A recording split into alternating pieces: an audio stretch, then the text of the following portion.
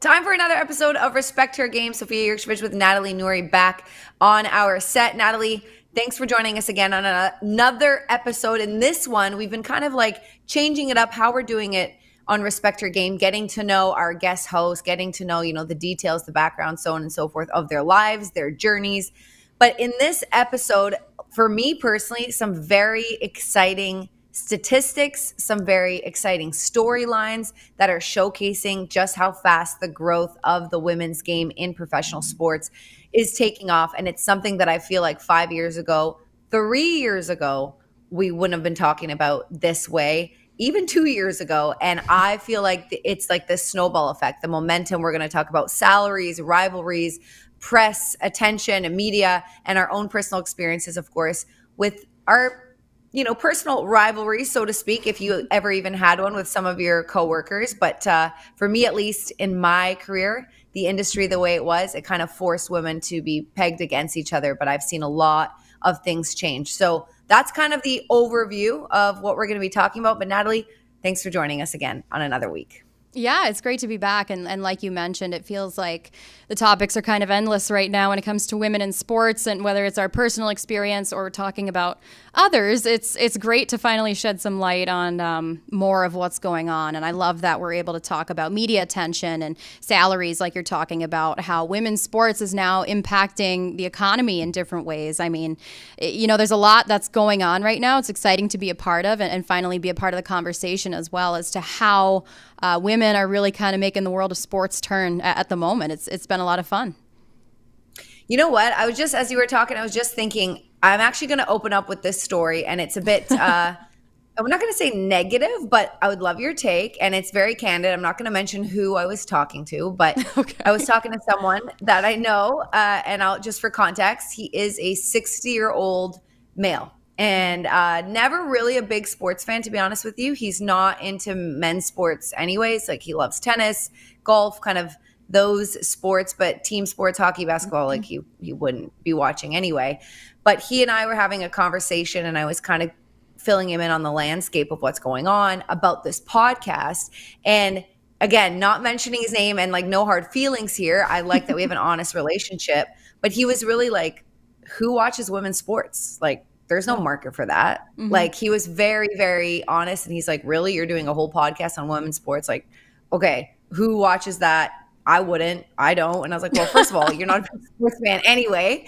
And second of all, it just made me, it showed him, or made me realize how, like, someone maybe with that demographic, that age, yeah, maybe that's not the demographic, but like, Earth to, so-and-so, Earth to this person's name, that's not the only demographic that exists, right? There's a lot of other demographics, other age groups, and this is not to say that all 60-year-old men feel this way, but this particular person felt like he was representing an opinion of a bunch of people. And I spent the week or last night reading with the stuff that Carolyn sent us about the money and about the views and about the ticket sales, and I cannot wait to send him these stats and these articles that we're going to be talking about. But I just want to get your opinion first on the fact that, we're all rah because we're in it, we're seeing it, we're experiencing it ourselves, but there still is probably this, he may have represented a part of the population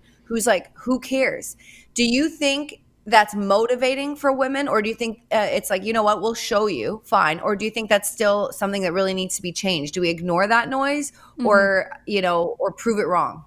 Yeah, such a great point. And like, don't want to expose him for sure with that stance, but it is true. It's reality. And sometimes I do appreciate people just kind of calling it how it is. Like, there are not as many people who are inclined to tune into women's sports rather than men's sports. Like, for example, I grew up playing soccer, and I love it because it's a physical sport. You could kind of, get aggressive and kind of do what the boys did.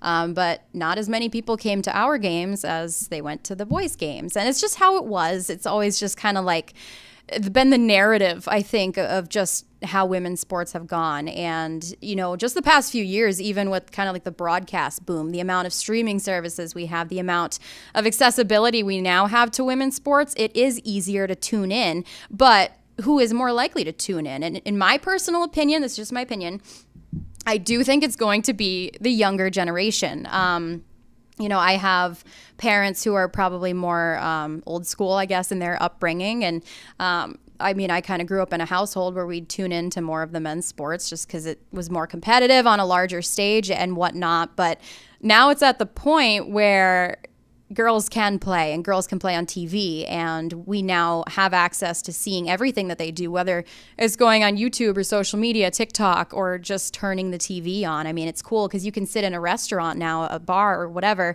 and you can look up at the screen and see women's sports featured. So it's a lot more accessible. There are no excuses for not tuning in anymore, but I do think you're right. I think, and I hate to put the older generation on blast, but I don't think they're as inclined to tune in, and I'm not sure why. So my dad is a huge sports fan. He's a sports fanatic. And even he has kind of made the adjustment recently to paying more attention to women's sports because I work in it. And I think that's pretty cool because now you and I are able to kind of bring people more to this realm and show them like it is pretty cool. And now my dad is, paying attention to a lot of storylines in women's sports. Like my brother he's a 27-year-old, and he, it's kind of funny because now you, like as a young girl, you grow up and you're like, oh, I have such a fascination with Jonathan Taves, or I have a crush on Sidney Crosby or something. Now my 27-year-old brother has a crush on a women's hockey player in sports. So it's been kind of cool to see this transition in my household, at least. I don't know what it's been like in your realm, but I'm starting to see a little difference. But I do think you're right in that take. No, I love first of all, I love the brother crush story. I know, right? Yes, so cool. Yes, let's talk about that for sure. Growing up, my sister, who's older than me, she loved Steve Yzerman. Loved hockey though too. And so it wasn't like, oh, I just like hockey because of Steve Yzerman, but loved hockey. And then she thought Steve Yzerman was a babe. So she liked that even more, right? So whatever. Exactly. That's fair. That's totally fair. And and it's nice to see that go vice versa. And just to kind of bring it full circle, in no way did I feel intimidated by this man's opinion. In no way was I like, oh no, you don't watch it? We're ruined. Like I was just like, okay, buddy, that's good. You grew up in a generation where absolutely there was no access, there weren't resources. So the quality probably wasn't as good because if you're not having a good practice facility, if you're not getting paid, if you have to work a job because you can't do this full time, that might reflect in the result or whatever the word I'm looking for. But things are changing, and I just wanted to kind of open up with that. And hopefully, maybe I'll send him this podcast and bring that into the fact that, because I think he was starting to talk about, is there even money behind it? And I was like, okay, buddy, well, I'm going to get these facts for you. So we're going to start with that because one of the topics we wanted to address was Angel Reese of the Chicago Sky and Clark, two names of the Indiana Fever, two names that you probably do know by now, not you, but to the audience, the WNBA players, and, highly touted and followed and talked about going back to their college days as well. But these two playing against each other, some of the best athletes in the WNBA, both of them getting a lot of media attention, playing against each other in a recent game, not for the first time, but in a recent game, and some storylines that we're going to address later about the so-called rivalry between these two, but for many reasons gaining a lot of media attention. And I wanted to point something out that I just checked before we recorded. But the final score, the Chicago Sky did beat them, although they'd lost in previous games, but did beat them 88-87, so very close game. So that makes that very entertaining. But here are some numbers I want to throw your way. I went to YouTube and I looked at, a game recap, like a 9-minute game recap. What did that get?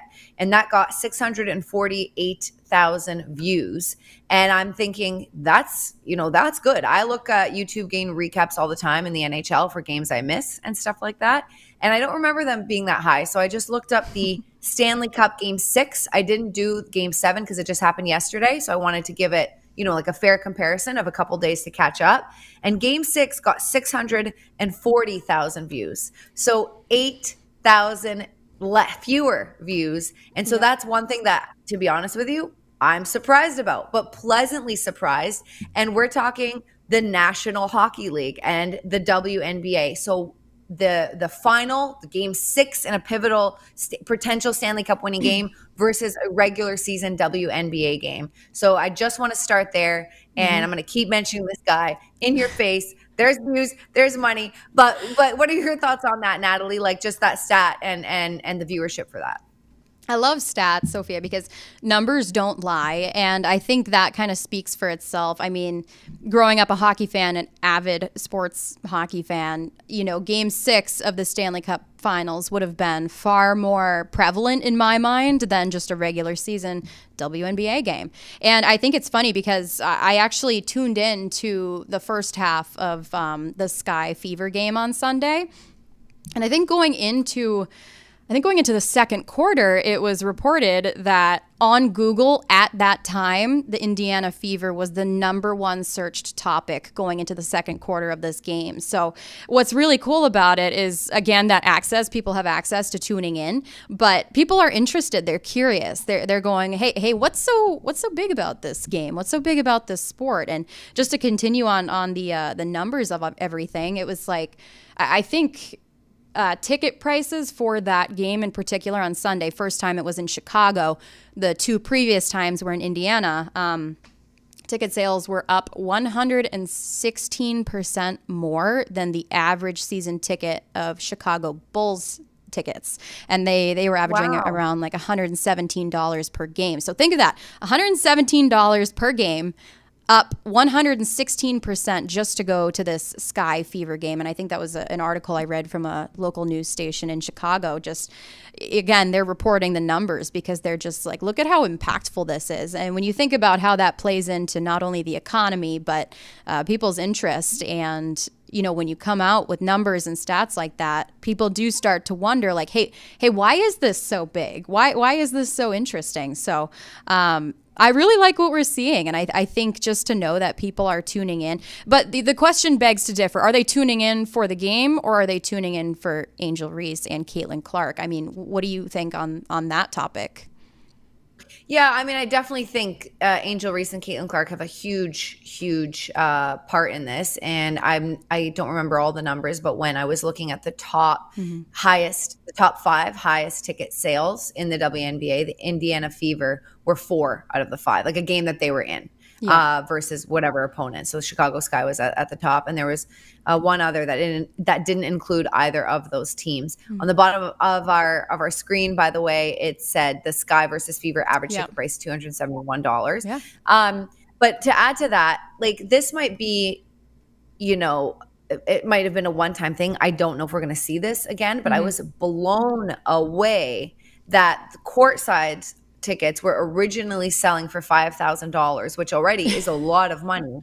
But then the resale was $14,000, which I'm not paying $14,000 for anything, let alone, just a basketball game, men's, women's, whatever. But I know there are people out there that would, and I love that this is a WNBA game, that we're not seeing it for the WNBA finals, which should have looked into it to see what game 5 was between, the Celtics and Mavs. But I say that for another day. But 14,000 is ridiculous. And the reason this is significant, number one, is it's showing that people are willing to spend the money. So if they're willing to spend the money in this category, that translates, and there's stats on this too, to merchandise, to investment. Like the values of some of these franchises are climbing up from $100 million to 140, 170. The evaluations are going up. But why the money is important, that translates to advertising dollars. That translates to TV deals.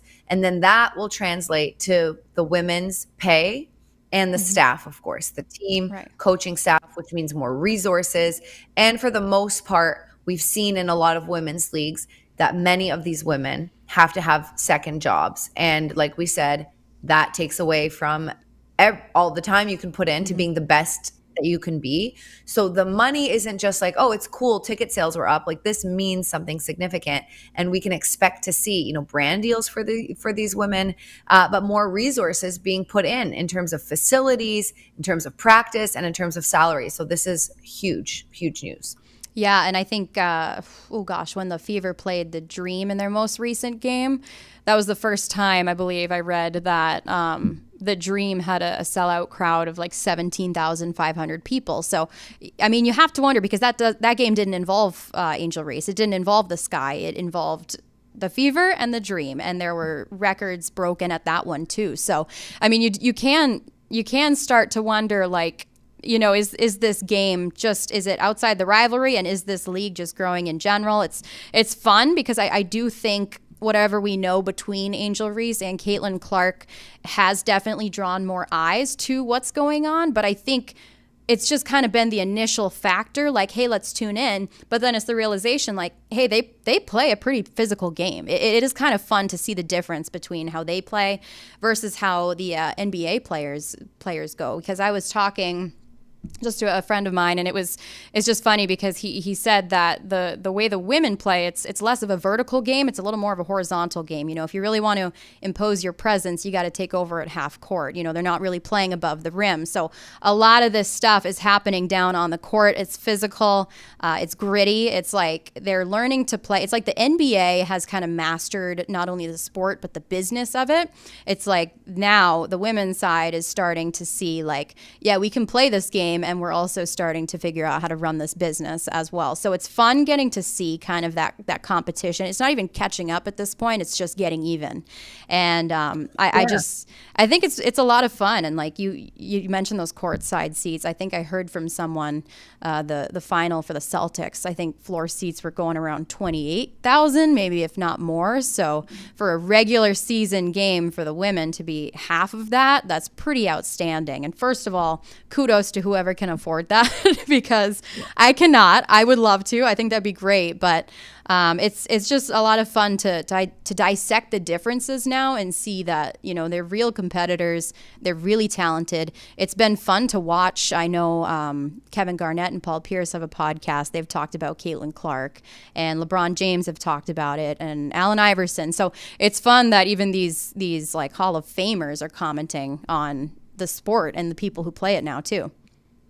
Yes, and they need that exposure and deserve that exposure. So I'm glad that, you know, those guys on their pods aren't staying away from the women's game. Yeah. But, you know, back to the technicalities of it, which I self-proclaimed absolutely not a basketball expert when I lived in Toronto. Yeah. I covered the Raptors for a while, for sure, and I covered some women's college basketball, or university, as we say in Canada, so some university basketball. But, you know, couldn't analyze the X's and O's, but I can tell you from just being a sports fan and having friends who are sports enthusiasts, a lot of people, and this is not going to be a podcast about knocking the NBA, but a lot of people basketball purists have started to fall out of love with the NBA just because, like you said, the vertical game versus horizontal, just the way it's played is quite different.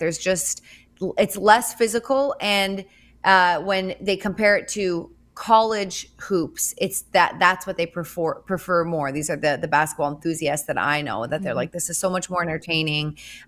It's less about, you know, just pulling up and shooting threes, and, you know, there's not that much action around the rim, and that's obviously the NBA is super entertaining. But what to your point is, like, if you're somebody who's listening to this and hasn't given the women's game a chance, but you're a basketball fan, you're going to see a lot more strategy, and you're going to see a lot more than you think, that you could maybe compare it to college hoops than perhaps the NBA, which does have a different style of basketball. And I can't get into it too much because, like I said, I didn't grow up watching or playing or watching the evolution of it, but that's just from friends and fans that I know that have watched the NBA change into something they're calling a little bit less entertaining, but give women's basketball a chance, and I think that speaks for itself, like the product, right? Yeah, definitely. I think, and I'm lucky to have friends who know and watch a ton of basketball as well, because they talk about it with me, and it's good to ask questions. And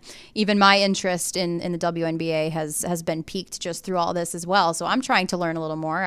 I just got a new streaming service where I can watch the WNBA games. So it's a lot of fun to get to know, and I like that women can get physical in sports. I think it's pretty cool. Like I played a couple of contact-less sports like tennis, skiing, But I always liked soccer because I liked coming back to the physicality of it, and to see the way that these women are playing on the floor. I think it's pretty cool. And Caitlin Clark has commented on that. She's like, "Hey, it's part of the game. You know, trash talk is part of the game. I think it's cool that the women can trash talk just like the guys can."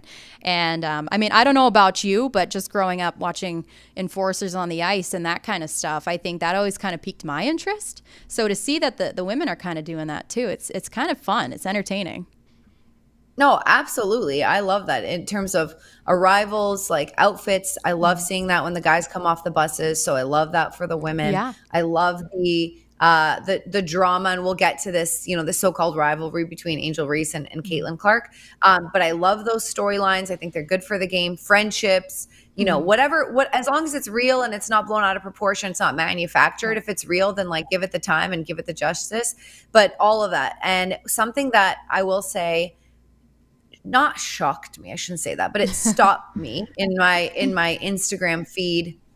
Maybe a year ago was the first time this happened. Was, you know, I follow all the sports stations. You know, there's NESN obviously, and then ESPN, TNT, you know, some of the regional Sportsnet, TSN in Canada. I follow all those channels in my Instagram feed, so I'm always getting sports updates and all that kind of stuff.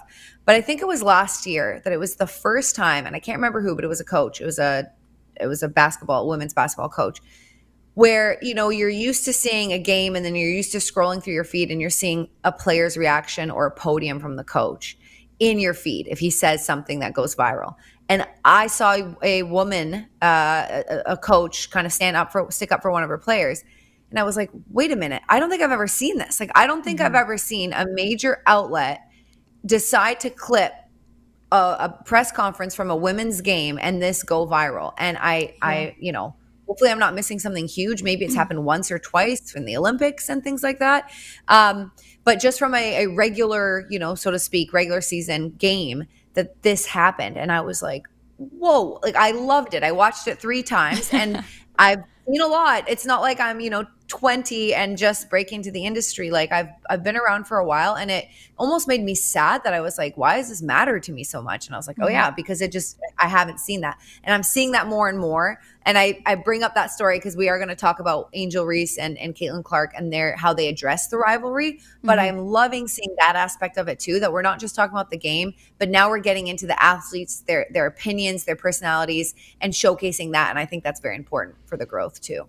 Yeah, and in general, you love to hear someone stand up for anyone in that matter. But when it pertains to women in sports, it catches your attention. Like you said, it kind of shocks you in a way. And I came across a video where Aaliyah Boston, a teammate of Caitlin Clark's, cut off kind of a reporter question to say like, hey, no, like it's okay, I got this. And she kind of defended her teammate over. It was just a question about like missed passes. And, you know, it could be seen as a question about the game, a question about improvements. But I think to see a teammate be like, hey, we don't need to dwell on the negative side of the game. It's all good. Like, let's move on kind of thing. It was kind of nice to see that camaraderie between the team, of course, and the standing up for your teammate.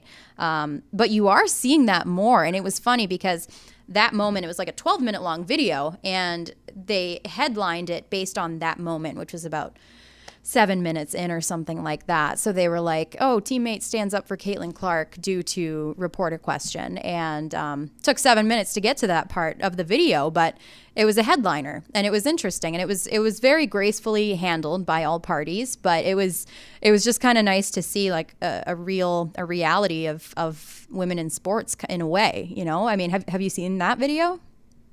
I didn't see it, but I'm definitely going to check it out afterwards. Yeah. I mean, it's kind of cool because you look it up now and you're like, there are instances where women are getting vocal, or people are getting vocal, kind of standing up for one another. And I think that's nice. It shows like a very welcome environment. It shows kind of an environment to be comfortable and confident in as well, that you can kind of speak what you want. And in a way, I don't know, for you as a reporter, does it make a reporter think twice about how they want to ask questions moving forward, or how they want to phrase things?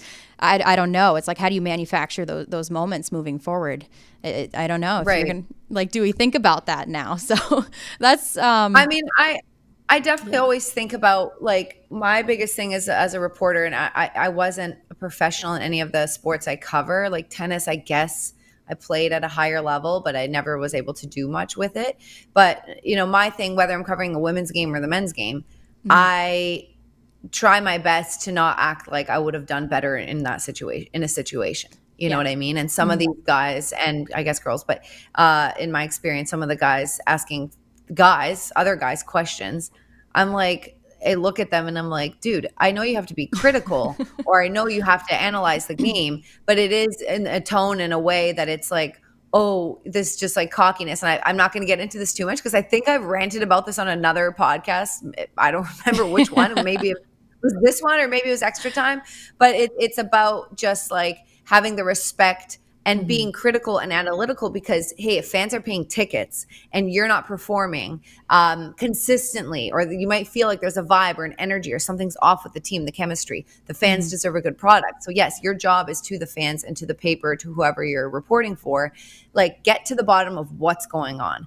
But there is a certain way to do it. And there are some people who just like do not have that grace and have this cockiness of like, oh, I've watched the sport for 30 years. I know so much. It's like, well, did you ever play a day in your life on a professional level? That's a different story. So to answer your question, I always like think about how I'm going to, ask things and try to be objective and critical when needed. But yeah, like I don't think I'm going to change that approach, but I do like the thought of teammates like sticking up for each other. And there are definitely some hounds in the scrums that can be put in their place once in a while. I'm all for that. Yeah, definitely. It just being, someone who played sports myself as well. I remember this one game in particular. My middle school coach, he was a tough one, but I remember I scored a couple goals this game and I felt pretty good about myself. And after the game, he told me I wasn't being physical enough. And I remember wondering, like, why does this matter? Why does it matter? We won the game, right? And I had a pretty good game myself. Why do I need to be more physical? And I mean, I don't know if you ever ran into something like that. And I don't know if some of these female athletes run into that as well. I mean, they definitely go a lot farther in their sports than I did. But that was a moment that kind of stood out where I was like, I don't know why that matters, why the physicality of my game matters. And I always liked that. I always thought I was kind of a physical player, but it was almost like he was trying to encourage me to be something I was not, to be something that he would have liked to have seen. And interesting too, like I had a male coach. So I don't know how his perspective kind of changed in that regard. I never had another coach that compared me or kind of asked me to be anything that I wasn't, because I always had very understanding coaches. So I don't know if you ever ran into this in your career playing sports where they were kind of encouraging you to be something that you might not have been, or expected something out of you that just wasn't there. I mean, have you run into that? No, not personally, but I will say I grew up with so many friends, and again, mostly males that, had or the resources were there. So I'm almost going to I can say, especially in the hockey culture, ooh, that coaching can be really corrupt and really tough in some arenas and some buildings. And I have some people close to me that, go back talking about their time as a player where their coach, times 10 would ask them to be something they're not, would dissect part of their games. They'd have a good game and they would be I don't know, pissed or passive aggressive. There's so much psychological, I can't swear, but effed upness in coaching that goes into coaching. And I don't think I don't think it's particular to women or men's sports, but I know for sure, for a fact from my friends who played college hockey or junior hockey, and on high levels, that they were like, man, my coach just messed with my head all year. And they were, good players or asked to them to be something they're not, and this and that. And I think it's important for a coach to challenge a player. I don't know what the answer was, why he asked you to be more physical. If he didn't sit down with you and say, if you great game, if you're more physical, you're going to, this is going to be the outcome. And this is what I'm seeing, X's and O's. I think if it's just some sort of a mental manipulation, which I again, from friends, I know that happens, then that has no place in any sport. But I still think it's a real thing. And I think coaches have their own way of getting the most out of their players. And sometimes it backfires, and that can be very true. I definitely know stories where that happens. And sometimes it motivates them in a way. But I'm sorry that kind of I guess it had an impact on you, right? It made you feel like you weren't, I don't know, you weren't appreciated. Yeah, and sometimes a lot of people talk about women in sports and how it is handling men. I've actually had very few instances where I've had trouble with I guess the men in the sport. And there was, I would say there most were coach involved, like this one coach asking for more than what I gave that day, and another whole season where I was benched just because I don't think he liked me very much, and I was a kid, so I'm not really sure. But it's like those things have happened, and it causes you to kind of question, like, oh my God, is it me? Did I do something wrong? And again, I remember just this middle school time of life. So what are you, like 12, 13 years old? It's not like, you've really established much of an identity at that point. But like, yeah, it was just kind of like, those are the two instances that stick out to me, that I was just like coach to student or coach to player, where it was like, oh boy, like it's kind of weird working with a man here. But to the point of teammates sticking up for one another, I always liked playing on a team with all women. It was harder, I think, the older you got, because going through high school and all that, there tends to be cattiness sometimes. But I think with what we're exposed to right now, at least on the professional level, you see a lot of camaraderie. You do see a lot of people standing up for one another. People not really like fighting for the spotlight, but just kind of saying like, hey, we're here too. And we want to be treated the same way. We want to be treated with respect. And I think, what we're seeing lately from the pro women's sports has been a lot of fun. And a point I did kind of want to bring up, just in the PWHL playoffs this year, I talked to some of the on-ice officials who happened to be off-ice at the time. And they said it's a lot of fun to officiate women's hockey because they tend to be a lot more vocal than the men do. And this is just, from the referees. And they said they can be kind of vicious out there, but it's all fun and games, and that it's all just part of the sport. It's just part of hockey. But it's different officiating a women's game than a men's game, because what you hear is a lot more entertaining. So I thought that was kind of a funny perspective. Yeah, I thought that was cool. I love that. Yeah, I've never thought about that, the officiating and what like is there chirpiness. I know there's chirpiness on both sides. Like in the NHL, I'm always seeing the guys running up to the refs and being like, what the hell, bad call, this and that. But no, that would be a very good thing to look into as we get more exposure, more coverage, talking to the referees, especially if they've been able to do both sides, and what that's like interacting with the players. And even we can go as far as like equipment staff and all that, like just like the dynamics. And I do imagine they are different in many ways. But okay, because we're kind of like halfway through, I really want to make sure we have enough time to get to this rivalry between Clark and Angel Reese. So obviously top players in the league playing on different teams, and both of them getting a lot of media attention before they were in the WNBA. And played each other a couple times. Most recently, as we said, Chicago Sky beating the Fever by 1 point. And in the post-game press conferences and scrums and so on and so forth, both players were asked about the rivalry between these two women. And rivalry, of course, you want rivalries in sports. You want that edge. You want that competition. You want that motivation. But I think the way the media has been spinning this rivalry, that they're making it seem like it's almost personal, like these two girls don't like each other, and their reaction to both of that. Both of their reactions, to those statements. Angel Reese is like, look, it's just competition. And if it's good for the game, I'm all for it. But like, she made it seem like, yeah, there's nothing personal. We respect each other. And Clark said the same thing, addressing the media and saying, I think the people that are making this a bigger rivalry than it is just you guys. Like, you guys are looking for storylines. You guys are creating this. It's competition. We respect each other, and it's good, et cetera, et cetera. So love those answers. And if that's the truth, then that's what needs to be portrayed. But as we talked about ticket sales against these two teams playing each other, just exposure, highlights, all these things. If there is this underlying storyline of a bit of a rivalry between these two players, as long as it's not getting personal and ugly, I think it's great for the game. We see it all the time in men's sports and all across different leagues, like, Cristiano Ronaldo versus Messi, if they ever have a chance to play each other, the rivalry, or the who's going to be better, who's going to come out on top. Like, that is what you want. So I'm very for this storyline, as long as it's not getting like making up personal attacks and stuff like that. Mm-hmm. Yeah, and I mean there are definitely some tough things that have happened between the two, and morally you're kind of like, oh boy, I hope it isn't personal. I hope it doesn't cross the line of bullying at some point. But like, I think you are right. I did hear that as well. Like, Caitlin Clark was kind of just like, I feel like you guys are kind of looking for storylines. And I did hear that analysis. It's like, what is a rivalry?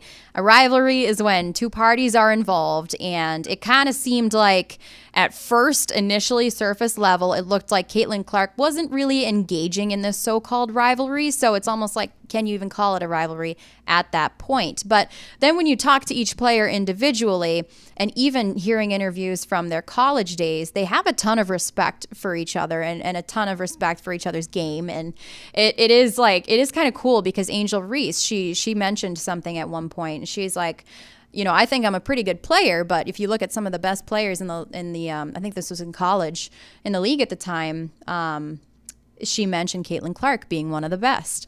And that just kind of shows the respect for one another. So whatever happens on the court, it's kind of like, it's part of the game. It's almost like the publicity and whatever happens off the court, it's like, is that all just kind of manufactured? Is it fan fueled? Are we to blame, not as the media, but are we to blame as fans for picking sides? Are we fueling this so-called rivalry? And I heard another statement from Caitlin Clark just saying, it's a shame we can't talk about what's happening on the floor, because it's a really good game if you stop and watch. It's a shame that we have to talk about this all the time. I'm just here to play basketball. And Angel Reese is quite the competitor too. I mean, she's gritty, she's tough. I like the way she plays the game.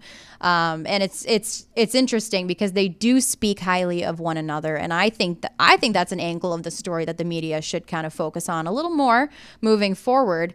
And then you're also dealing with two different types of personalities. It seems like Angel Reese is kind of an outspoken person. What you see is what you get. You probably don't have to often wonder what's on her mind. As for Caitlin Clark, she seems a little more reserved. She seems less likely to speak up and just kind of say anything outside of the business mold.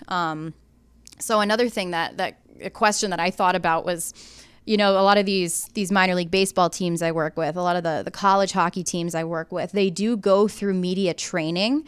They do talk with their coaches and team, publicists, if that's part of it.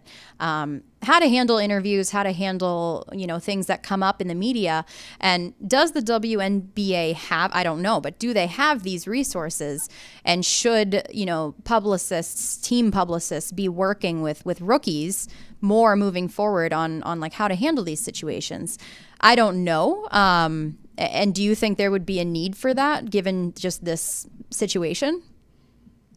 I feel like every professional sports team, obviously you have your PR so that you can promote the game, the league, and have access to the players. Mm-hmm. And I definitely think, if you're talking, because I cover the NHL, I always use them as an example. But if you're talking about like a 19, 18-year-old, 20-year-old Connor Bedard, a young kid, there's social media everywhere. There are no longer 6 reporters in a room. There's 35. There are more reporters than there are players on the roster. Sometimes it's crazy. And you want to help a child, because that is what they are, a kid. You want to help a kid navigate that and make sure that they don't say the wrong thing, not because it's the wrong thing to say, but because saying the wrong thing, and depending on what market you're in, could kill you, could literally just ruin your life for a long time. And I've seen that working in the Toronto market. And then the fallout from depression and feeling like like the spotlight's on you. All of those reasons, I think every single team should have media training, because and resources to help kids and people manage their emotions, and the harsh reality of you might say a whole sentence and they'll take 3 words, and that's going to be the headline. Now, I don't want to overprotect that because I love the rawness that we get from players, Yeah. and I love that. But if it's someone like Angel Reese or Caitlin Clark or LeBron James, or like I mentioned, Connor Bedard or Patrice Bergeron, who's now retired, but they're stars of the game. So, or Hillary Knight, so they're going to get, constant attention. They're going to have chances to not redo it. That's the wrong way. That's not the word I'm looking for, but they're going to be spoken to throughout the entire season and the year. So it won't be taken out of context like one time. Whereas if you're a, fourth line player, if you're a bench player and you have a good game and then you don't really have a lot of exposure and you get exposure one time and you're put on the spotlight, you don't know how to handle it.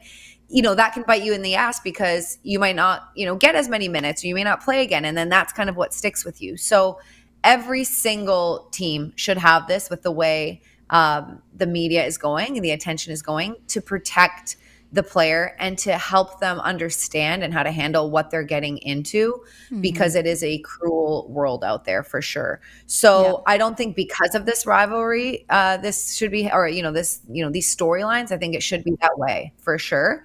And I don't know about the resources they have for that. I know in the NHL for sure, they talk to guys and they don't like train them and say, you can't say this and you can't say that and answer a question this way. It's not rules. It's more like, hey, this is the landscape. We're a big market. We're a small market. We have this many reporters. This is what it's like. And I think every player deserves that for sure.